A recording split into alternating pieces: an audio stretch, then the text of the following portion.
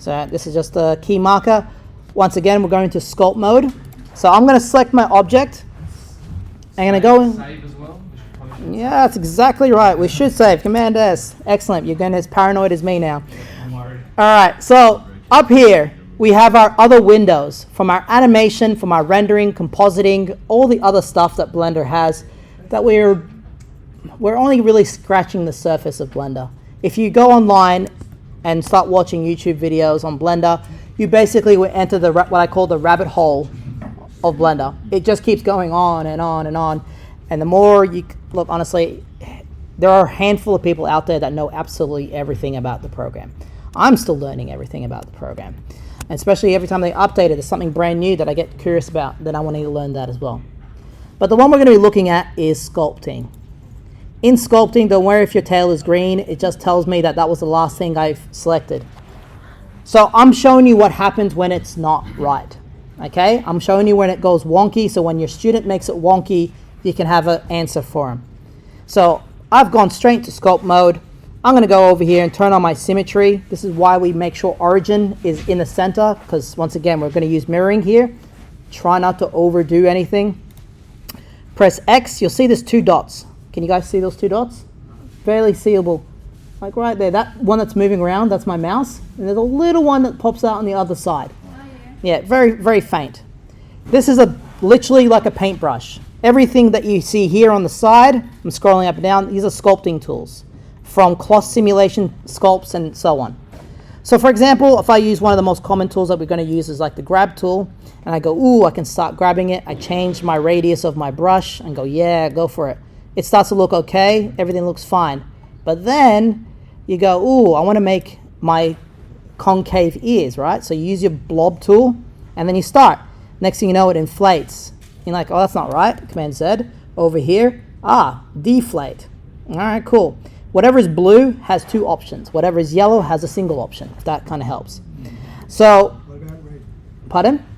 And what about the red one? The red one, that's a single option as well. Like flattening and smoothing. Make it really straightforward. Make it as straightforward as possible. Yes, fun. You can start sort of flattening the surface. You're like, yeah, sweet. And all I'm doing, you see the whole thing is shaking, but it's flattening.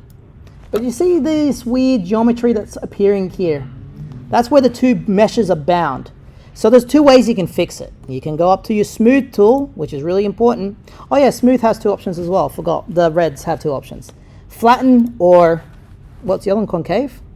I think it is. Contrast.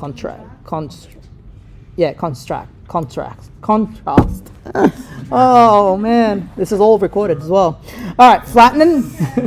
So with flattening, you can smoothen the geometry. Really important that you do that, because once we start rigging things, it's going to try to follow the mesh. All right, you can smoothen things down. At this point, everything kind of looks fine. You just keep doing it until it looks smooth. But, Control Z a few times, we want nice, clean mesh. So I'm actually going to go back out to layout. And what I'm going to do is, once again, go to my modifier, and I'm going to get a new subdivision surface. I'm going to chuck it on top. Did you see how suddenly just twitched? I'll show it again. Look very closely at the geometry. Subdivision surface. Twitch. It tightened up. So what I've done is I've given it more mesh. And that was only a single subdivision. I'm not going to do more than 2. I think after that things get a little bit slow and sluggish. But the more subdivisions you have, the nicer the sculpting process will be. If your student has a hell of a computer, sure, go for it. Remember, with subdividing, you're actually making multiple polygons. Millions upon millions of these little polygons are the points of how this thing moves. All of that needs to be calculated somehow. The more you have, the more computer you need to have. So if I just make it by 2 more, you see that it's really clean now. That is enough. This is where you must apply. Must apply for sculpting. Because what happens next, if I go into edit mode, you see the mesh? Super clean and super tight. Right around the smaller geometry, you see it's really tight, which is good because we need the movement to be clean. Body, not so much. You can keep subdividing the body if you really want to. Don't recommend it. that's enough. But if I go back out now into my sculpting, must have it selected, and now sculpt, my sculpting process takes a little longer, but it's a lot cleaner.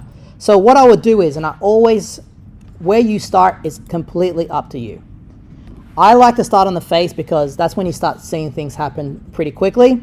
So if you're wondering how I'm moving the world, by the way, in orthographic view, hold your finger on shift, center click, and then you can move nice clean. So in this process, you're gonna zoom in all the time. So this is where things slow down because you're now starting to do the finite detailing. So if you're wondering the higher degree of difficulty, this is the higher degree because it's a time consuming process, all right? Like if you do timber, guys, you're doing the fine detailing. It's like sanding. You're gonna go and keep sanding until it looks perfect. So what I would like to do is first get my general shape of my ear. I'm gonna use my grab tool. I'm gonna come over to one ear only. Only work with one side of the pig. Because if you come up to your tools property, which is actually a screwdriver and a spanner, and scroll down to the bottom, make sure symmetry is on. Whether it's gonna be X or Y, or you can do 4-sided or 3-sided symmetry, just make sure you got 2 dots facing in symmetry. Grabbing it, you're just gonna pull. The wider the brush, the bigger the grab. If you don't have much of a mesh, the more of the body it's going to pull because it needs to find where the mesh is. Does that make sense? That's why the smaller geometry tends to work the best. And then this is where you're gonna eyeball what ears look like. So I'm just gonna go like that, maybe bend it out here, rotate into my thing, pull it forward a bit, come around there, and then use my blob, deflate, whoopsie, and then reduce my radius. You can reduce the strength or increase the strength if you want. And then you kind of just rub the area. It's just, the bigger the strength, the bigger the radius, the more distortion you're gonna have. So I'm gonna pull my strength down a little bit, maybe just increase my radius a little, and then I'm just gonna keep going in. And then this is where literally your creativity must come into play. I can't teach you this part. Well, I can teach you how to use the tools. What you generate is up to you. And then you get something that looks like ears. All right? And then once again, smooth tool, must use smooth tool. Smoothen around the edges. Keep it nice and clean. Always rotating. So this is where you can work in 3 dimensions. You can work in both views. For certain things, yes. For others, most definitely. Any questions with that? Grab, smooth, and then inflate. With inflate, it has 2 options: deflate, inflate.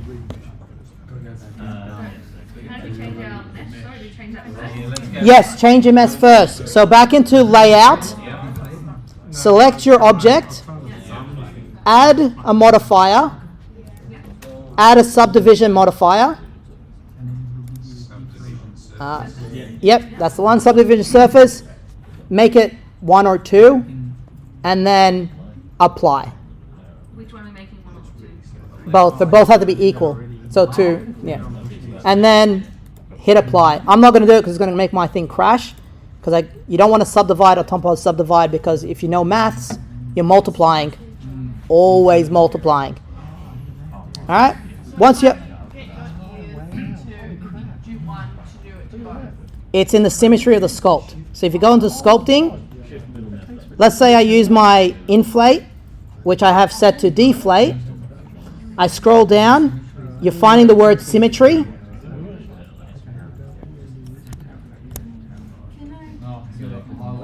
And then hit X. All right, I'm gonna stop recording.